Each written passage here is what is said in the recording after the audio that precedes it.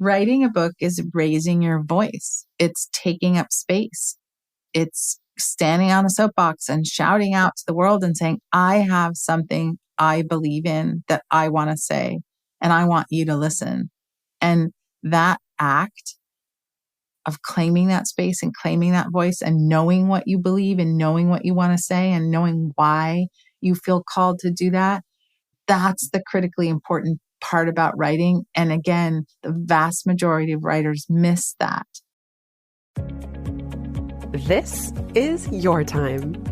How can we earn twice as much in half the time with joy and ease while serving the highest good? That is our guiding question here at the Free Time Cafe, your home for heart-based business. I'm your host, Jennie Blake.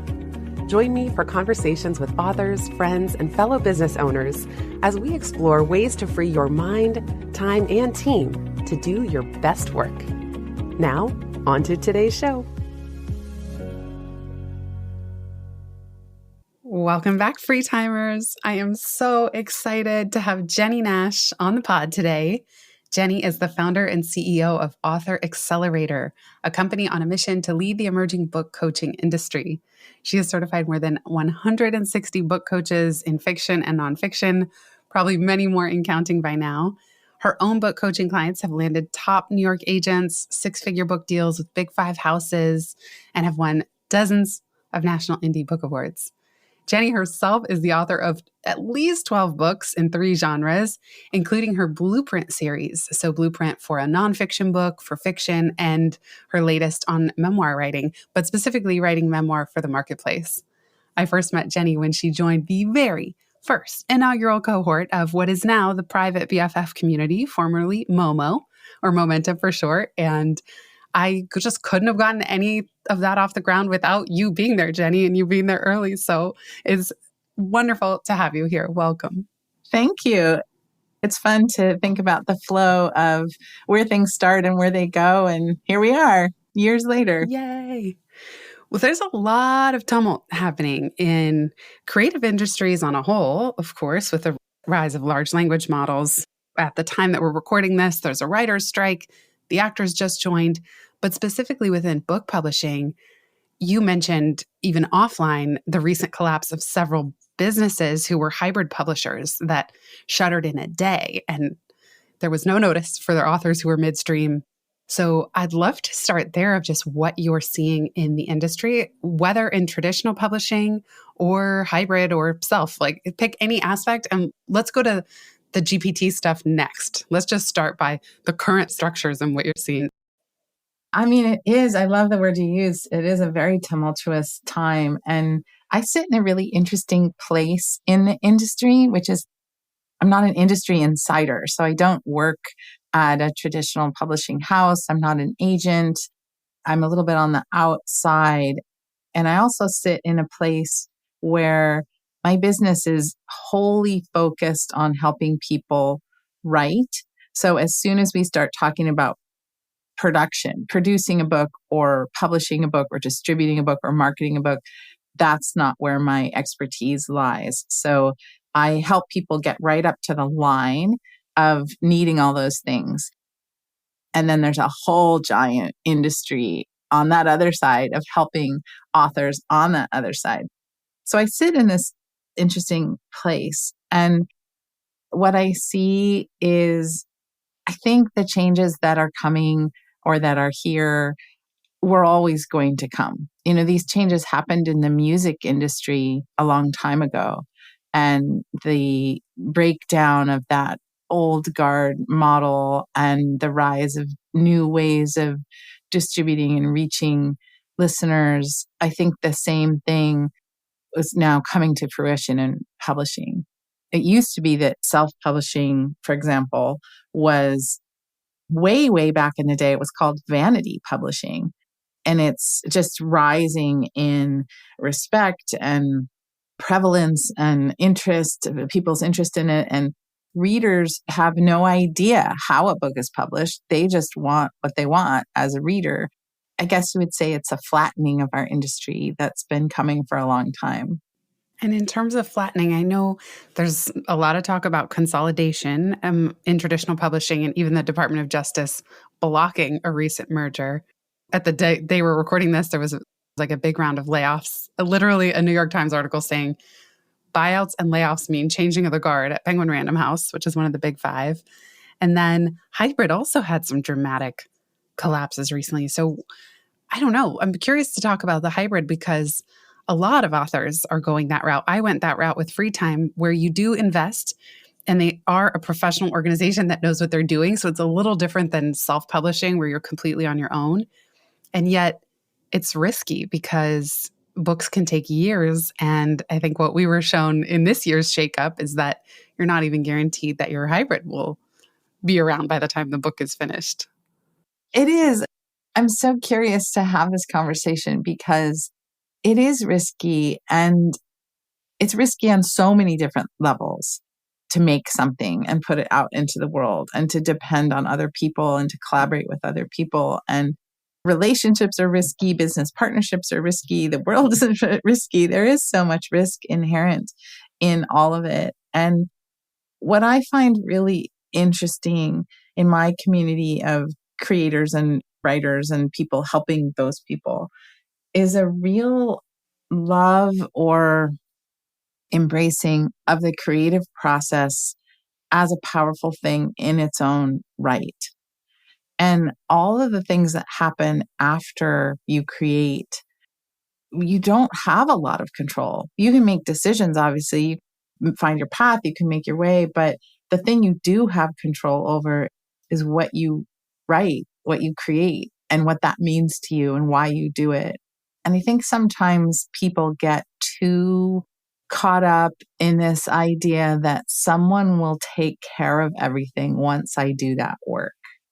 You say even the strange entitlement many writers feel about their work being discovered.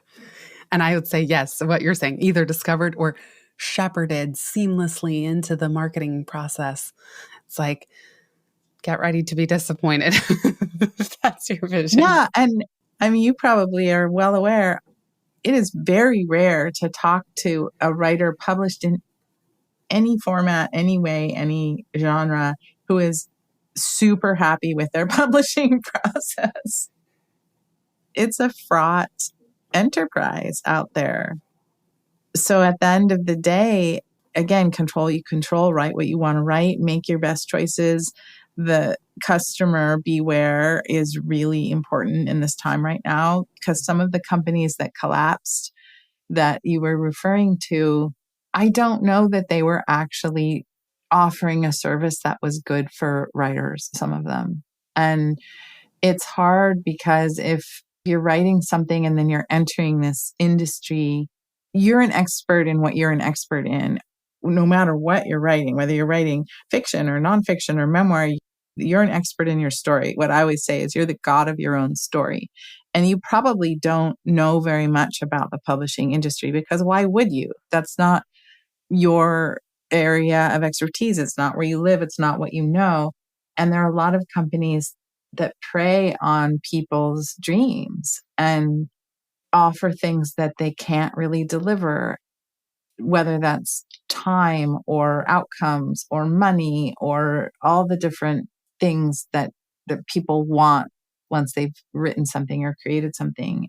So people lose their head in many ways when they're approaching that part of the process. And anyone that will say they'll publish them, they will jump on, and without doing their research or their homework or understanding what's going on. And I think that's how they sometimes get into trouble.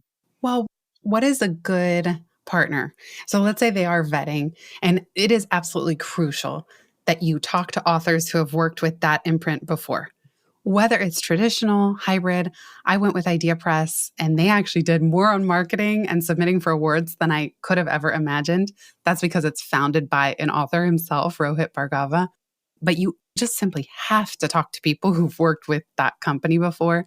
What else would you say people ideally would be looking for to determine who is a high quality, let's say in this case, hybrid publishing partner? Or it could be traditional too, but like, what would be to look for and what are the red flags? what I do know is that it's capitalism. There are businesses out there at every level and in every form and format that are taking advantage or offering good things all over the map. It's like a massive universe of businesses. Is there room for all of them? Is there a place for all of those businesses? Is the marketplace going to determine who lives and who dies in terms of these businesses? Maybe. But for a writer, yeah, how do you know if you don't know this industry, if you're not in it? How do you know? How do you approach it? What are the red flags? And there used to be hard and fast rules about this that have changed a lot. And I think that's part of what's confusing. In the hybrid model that you're talking about, the author invests alongside the publisher up front. And that is a new way of thinking about the way money flows to authors. It used to be you would imagine that someone would just hand you money to write your book. And this hybrid way is a very different way of thinking. But in some quarters where people still say, oh, that's vanity publishing if you're investing along with the publisher, which is ridiculous. It's not, but there are these rules. So I would say the first thing is whatever rule you have in your head, whatever absolute you have in your head is probably no longer true. So that's where I would start, is not adhering to an old way of thinking or a set way of thinking, and to be open, because there's so many opportunities and so many options and so much going on.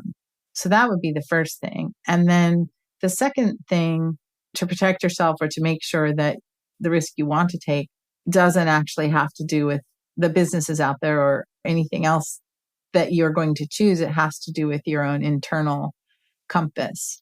And that's why I have a really strong teaching to know why you're publishing your book before you start doing it, or before you start publishing it, or before you get too far into it. To stop and to think about what you're doing and why you're doing it and what you want from it and why it matters to you, and to really get clear on your own internal sense of what you're doing, because then you can find right fit partners and alignment and know what you're looking for out there. Let's say you do what you just suggested and you're interested in going with a publisher or a hybrid or whatever, and you talk to somebody who's published through that entity. You won't even know what to ask if you haven't thought for your own self, why am I doing this? What outcome do I want?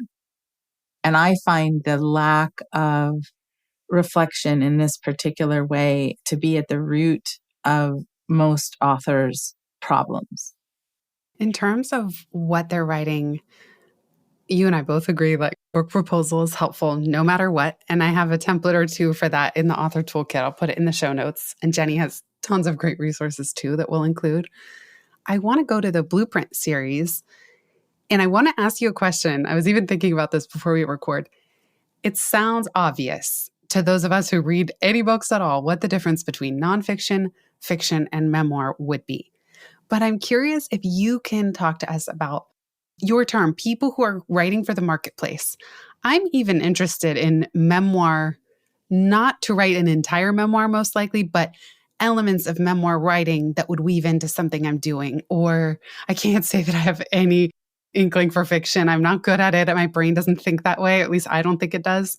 But I'm just wondering, from your vantage point with the Blueprint series that you have, maybe you could give us the high level of really what each type achieves and when an author might choose one of those three genres. I love that question. And it goes to what I was just saying about your intention and what you want and why you're doing this work. Because a lot of people start writing because they just feel this pull, they feel this call to do it. And many times they've felt it for a long time, since they were children often. They've dreamed of writing a book. And if we start way up there, I love to start way up there, because what is a book?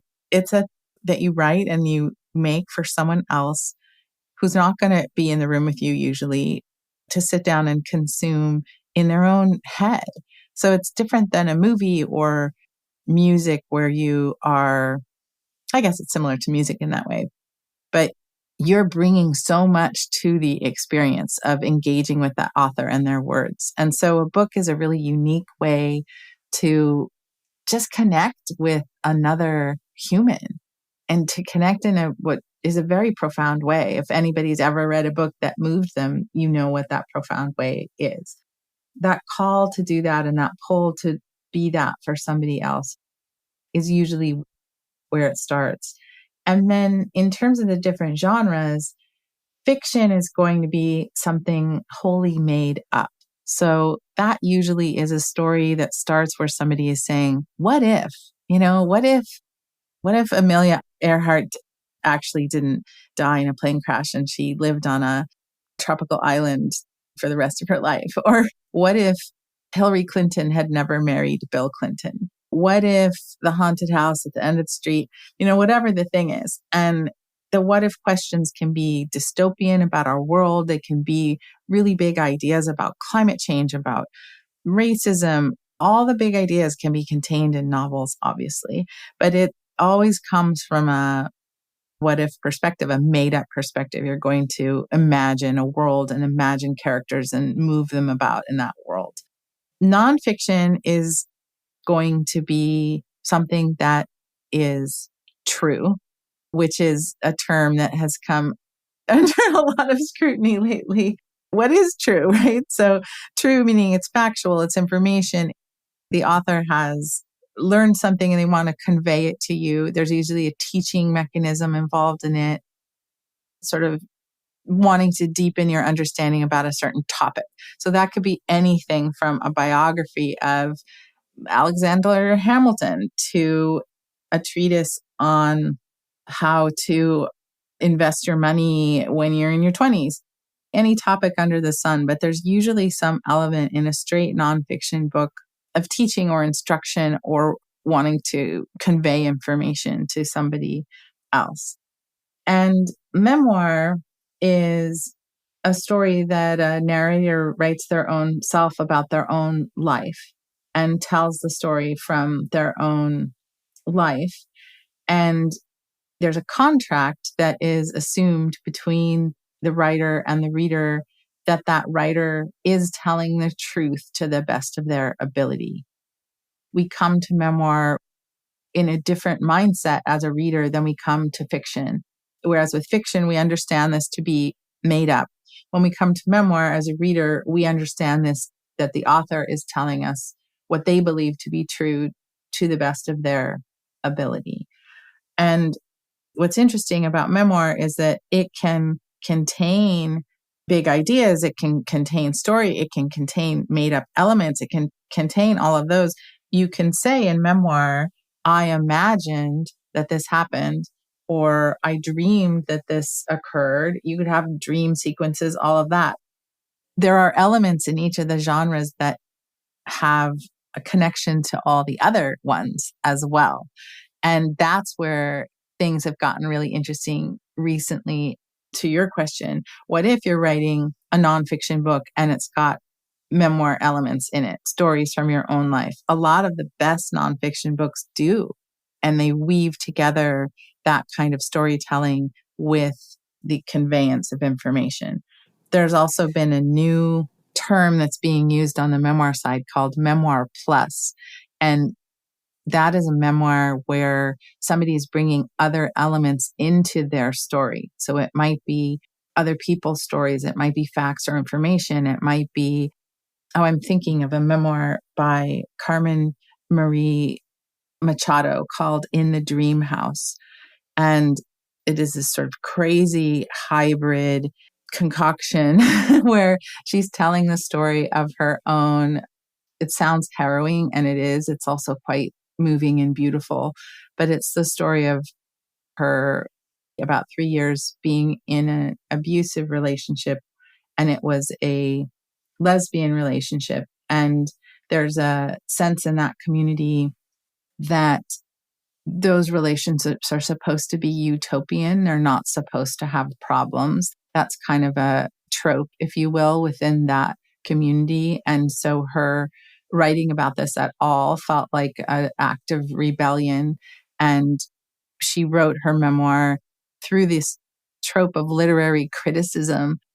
So she's talking about Disney movies and the villains in Disney movies, and she's talking about grim fairy tales and haunted houses and all these different literary elements that she brought into that story of her own life.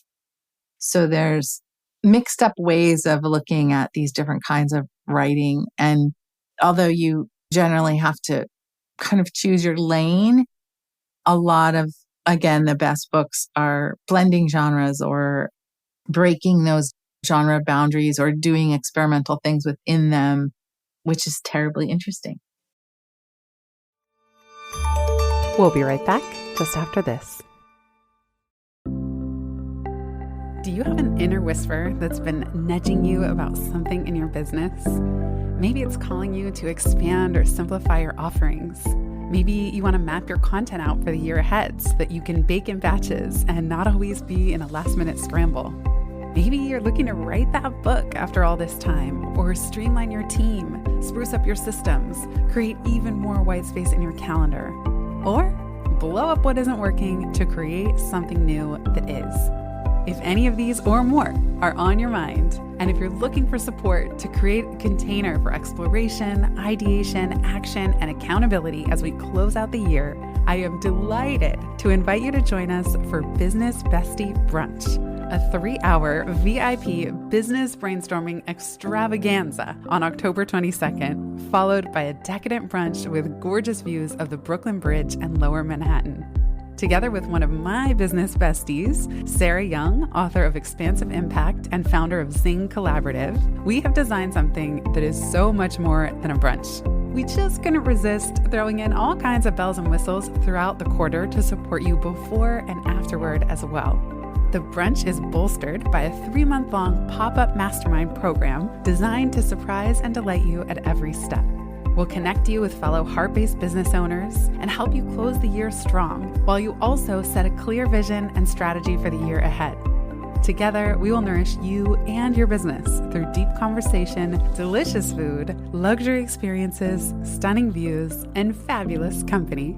So if you're looking for a way to work on your business and not just in it, we would love to invite you to join us on Sunday, October 22nd.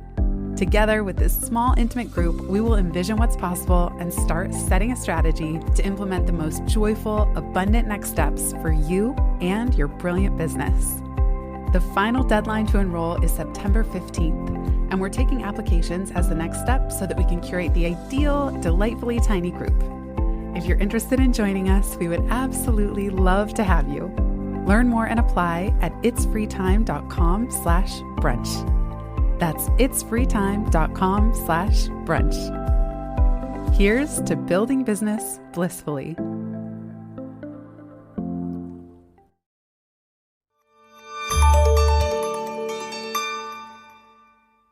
It's so interesting. You're reminding me, just today, Substack sent a roundup of serialized fiction that is past its copyright. I think it's like 93 years is the copyright. Wow. And Dracula, I didn't realize this, the book Dracula was written in an epistolary manner. So it's like snippets of articles and essays and diary entries. And anyway, these people on Substack are taking these old books and releasing them in a serialized way over many weeks. So I'll link to that roundup in the notes. But yeah, just playing with the format. And that's kind of a postmodern take on these genres as well. Like, you even referenced Glennon Doyle's book, Untamed, that it kind of, as my dad would say, unhooks from the grid, of a typical book. And she talks about that too, that she had given her friend Liz Gilbert a copy of an early draft. And Liz said, this isn't you, got to shake it up and break the rules. That's what the whole book is about. And so she did, playing with the format itself and the timelines. And I know Jennifer Egan does that really well too in The Candy House. Yeah. I'm curious because memoir writing seems so vulnerable. What could those of us who just do regular communications, like writing a newsletter or creating articles or blog posts, maybe a book, what could we learn? Could we take a page out of a memoirist's toolkit to improve our personal storytelling? What would be some pointers if you have any? The thing that I see people like you're describing, so they're communicate all the time. They write all the time. They write blogs and newsletters and speeches and keynotes, and they're writers. It's what they do, and they're good at it, and they're confident in it. And what tends to happen when they start to write memoir is that they just narrate the events of the story the way that they would in these other kinds of communications. So it's that old show don't tell idea where they're just telling you what happened or telling you what went down and not creating a world and not showing you and pulling you into that and letting you feel and experience that world. And as a coach, as a book coach, when I'm working with a writer like that, and this is what someone can do for their own self, is I'm constantly asking, why did that happen? Why did you feel that? Why did you make that decision? Just pushing the story deeper, if you will, because the tendency is to skate along on the surface. And it particularly happens if somebody's writing about something either dramatic from an outside perspective or, like my mother was murdered, or which is a story I helped actually two different people write, strangely, or some dramatic external thing. It's so easy to think, well, I just have to tell what happened because it's so dramatic. Or if someone's writing something that is not that demonstrably dramatic, but is dramatic in their own life or profound in their own life, they forget that all of the meaning of that story that they carry in their own head and heart isn't conveyed on the page. You have to do the work to convey that on the page. And that's what's hard about memoir. There's such a tendency to assume that the reader knows things they don't know. So that's why I'm constantly saying, well, what about this? Well, how did that work? Well, can you go deeper here? Can you say more about that? And what's fascinating to me is that the result that we're looking for when I'm asking those questions is not write 3 more pages or write 3 more chapters on that idea or topic. It's usually literally 1 more sentence, 1 more line, just a little bit more about what did that mean to you? What did that feel like? Why are you even telling us this? Yes, that's super helpful. Thank you. The next piece is that I often say you have to make room for the reader when you're writing memoir. So just earlier this week, I had the chance to be a guest at a writing class, a memoir writing class at UCLA. And it's a small, intensive 9-month program. So there were only 6 students in this class, and we went through their stories one at a time. And they had done some good work, and they have an amazing instructor, and they had these stories, and they had carved out the shape of them and the beginning and the end of them and what they were and who they were for. So they had done all this hard work, but the work that they needed to do, that they all needed to do, was to make room for the reader. And what I mean by that is when you're writing memoir, you can get so caught up in what happened to me and what it felt like and how it went and all of that, that you're not even thinking about who's going to read this? Why are they going to care? What are they coming to this book for? What are they looking to experience through my story? How can I help them or connect with them or encourage them or inspire them or whatever the thing it is that you want to do through my story? So it's a mindset shift, and it sounds esoteric or intangible, and it is, but it's everything. It's the huge difference between writing a memoir that falls flat and writing one that invites the reader in and is expansive and lets us be in it. And that's the work of writing memoir, of getting the emotion on the page. That was the first thing I spoke about, and going deeper than you're used to going. And you spoke about vulnerability. You have to be ready to be vulnerable and to share. When I say, how did you feel? What did that mean? It's often what you're getting down to is the parts of you that are maybe not so pretty or so tied up with a bow. It's really showing the complexity of your emotions and your human experience and your self-awareness of those things. And most people stop short of doing that because it's very frightening to do it. And the second piece is kind of a commitment to doing that. It's making room for the reader, making a commitment or a promise that you're not going to just present some shiny polished version of yourself or the best version of yourself or, the cleaned up version of yourself. Nobody wants to read that book. It's so true. We're recording this in the summer, and I've been on the most vulnerable roller coaster of more personal writing and publishing to a secret Substack.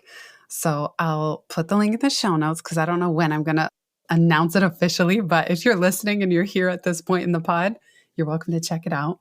It's freetime.com/secret. And I notice I tend to want to jump to making some nice point, like the way I would as a thought leader, a podcaster, an author. Yes. And it seems like such a fine line between staying personal, staying in a story. This new project is very clear. I'm not an expert. It's like, I'm so sick of it. I just want to be my flawed self and share it. And it's so vulnerable, but that's my mission right now. And yet, there is a universalization that I think you're talking about that my hope is, even by me being vulnerable and sharing my roller coaster and not having it look pretty and shiny from the outside, that's in service to fellow business owners who are just having a hard time. Or it's like always, not every event or contract or client goes your way. And what is that really like? I think we don't talk about it very much in business because we don't want to bring in more bad events, And Yeah. my coach, Jay Akunzo, who I worked with for a little while, he says, in your storytelling, a universalization line might be, that's the thing about ... Or Carrie Bradshaw, Sex and the City, or maybe it's Candace Bush now, I couldn't help but wonder ... Or in the new Right. horrible show, and just like that ... So how can we walk that line, thread that needle of keeping the reader, making room for the reader, while not coming across as overly glossy or trying to hand them a most perfect takeaway from what is sometimes a mess? I mean, that's the work. That is the work. And there's the dangers are, as you described, there's two dangers. The first is that you take that stance or that voice or that mindset of the thought leader or the expert or the business leader and try to make points and use your story to wrap up to little nuggets of truth. I mean, that's a way of writing. That's a kind of book that you could write. There's some amazing books that are like that, but that's their purpose and intention. They're still in the lane of, let me teach you, I guess is how I would think of it. And then the second danger is you go too far and you think this is akin to I have a dramatic story and therefore it's going to be a good story kind of danger. You fall too much into too much sharing. Let me just tell you all the things about myself, this sort of lift off the lid and just show you all the things. And we don't want to read that book either because it's not crafted. It doesn't have the self-awareness or the intention of making space for the reader. It's therapy, or it's the person's writing for their own healing or their own pleasure. And so again, it's a mindset of, I am sharing in this way in service of bringing other people into my story. And the absolute best way to learn how to do this is to read excellent people who have done it. There's two books that come to my mind recently that I can recommend. One, my friend Mary Laura Philpott wrote a book called Bomb Shelter that came out recently, and you can look up the New York Times review of this book. I mean, if you ever want to envision what a rave review looks like, this is the raviest review that you could ever hope for as a writer.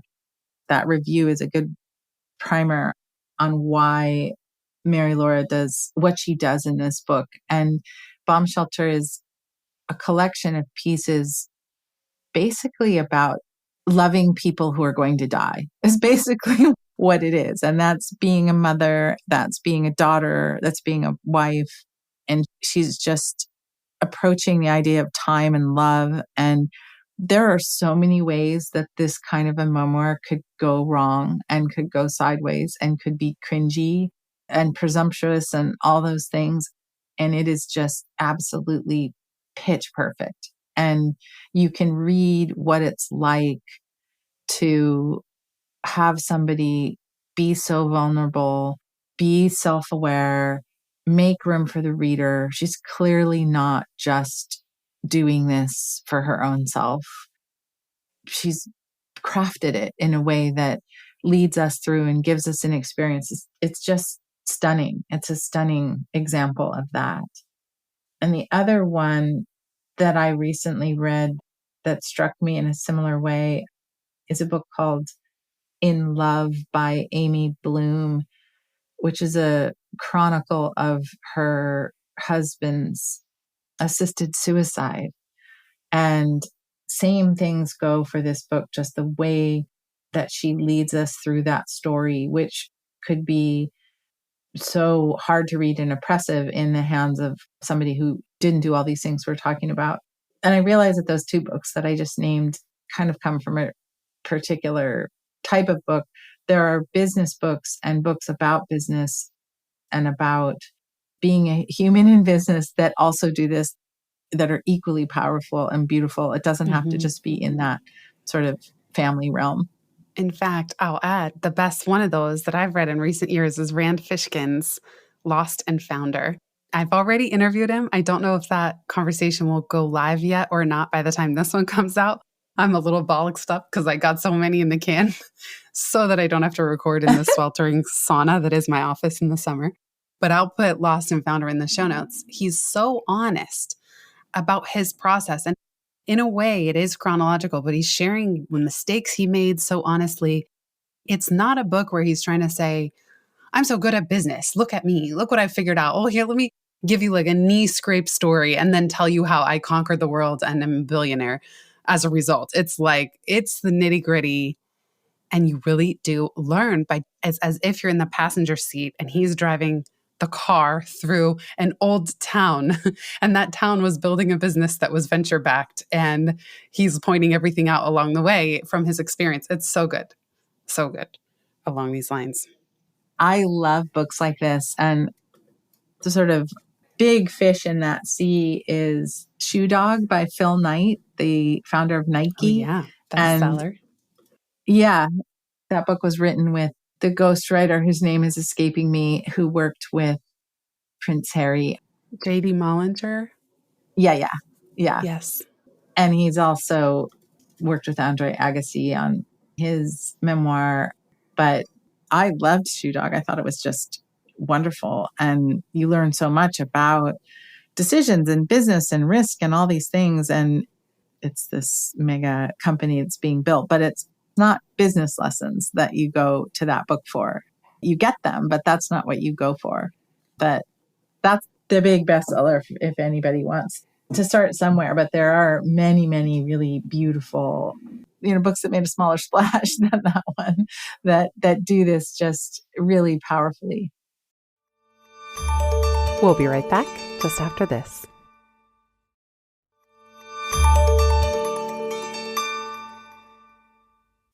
I think it's fun as well to that's why I was asking about memoir. I just recently took Dan Brown's masterclass on thriller writing. He's the author of The Da Vinci Code. And fun. That was really fun. And he's like, okay, a good thriller starts with a ticking clock and it has 3 C's. And now I even forget what they are, but it's like, so then you can play with this. So let's say you're writing a newsletter for your business or you're recounting a story.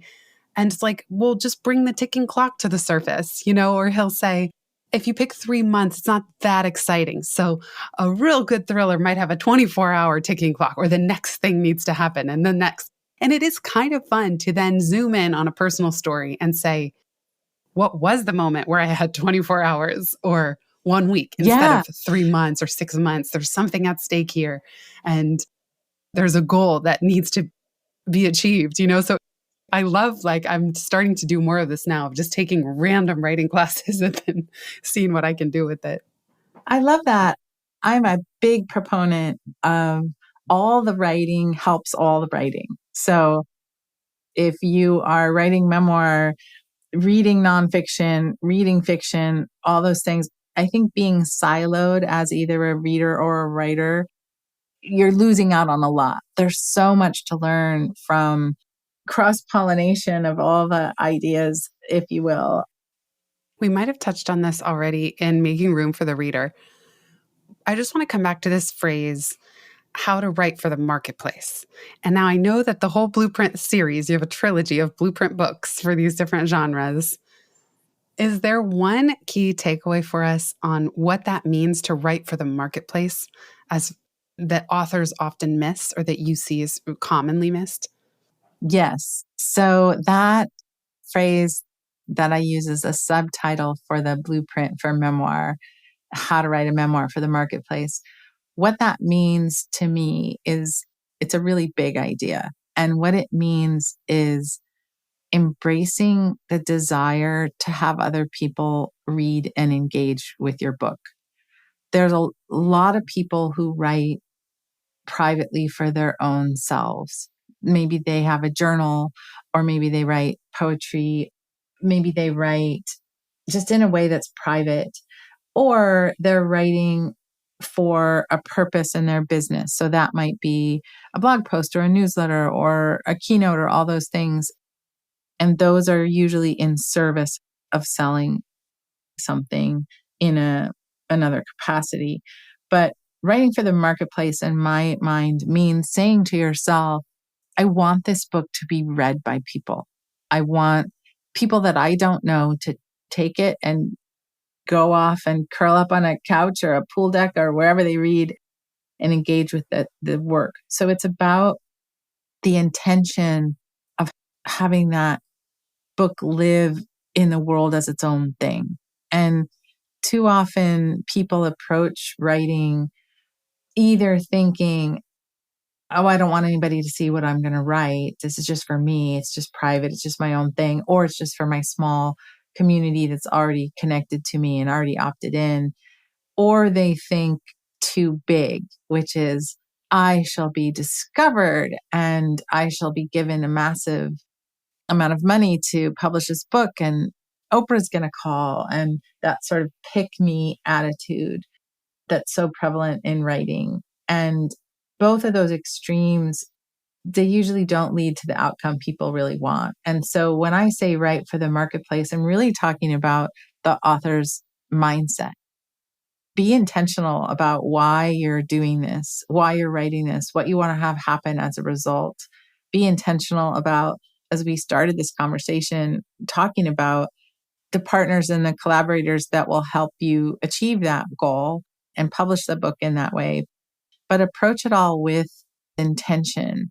There's kind of a coyness that is very prevalent in a lot of just kind of the writing mythology of, you hear it when people say, my writing group thinks that what I'm writing is really good and that I should take it out to be published. Or the extreme example of this would be, my mom thinks that it's really good and should be taken out and be published.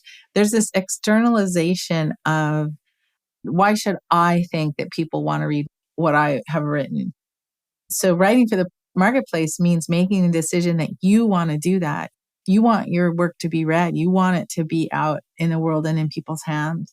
And that mindset shift of, yes, I am doing this for the marketplace. I am doing this because I want to be read. I'm doing this because I want my story or my ideas to spread.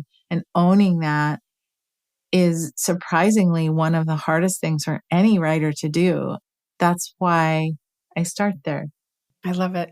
And that goes with your statement from the Blueprint series that every book is at its heart an argument for something. And even if that's something, I love how you say, even if it feels cliche, like love conquers all, we have so many books about these topics. And yet that argument, it's like to bring that to life. Even you say that that argument can just be a way you want your reader to feel. But I love how you described writing that's kind of for ourselves versus actually eliciting and crafting the work to achieve that desired feeling or making that argument or zooming out to that universal theme.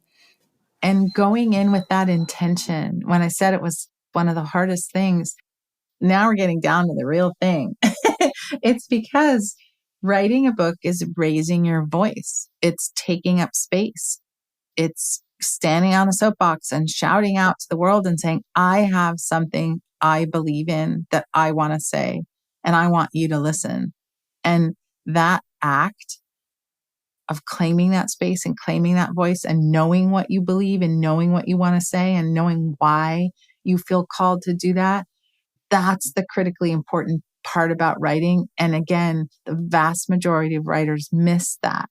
And when you don't embrace that what you're doing is taking up this space and claiming your voice and making your argument, that's where we get books that are just flat, and we get memoirs that are self-indulgent. We get rambly novels. It's kind of the root of all evil of bad books, really, where if you are intentionally understanding what it means to do this and what it means to you to do this and what you want to say.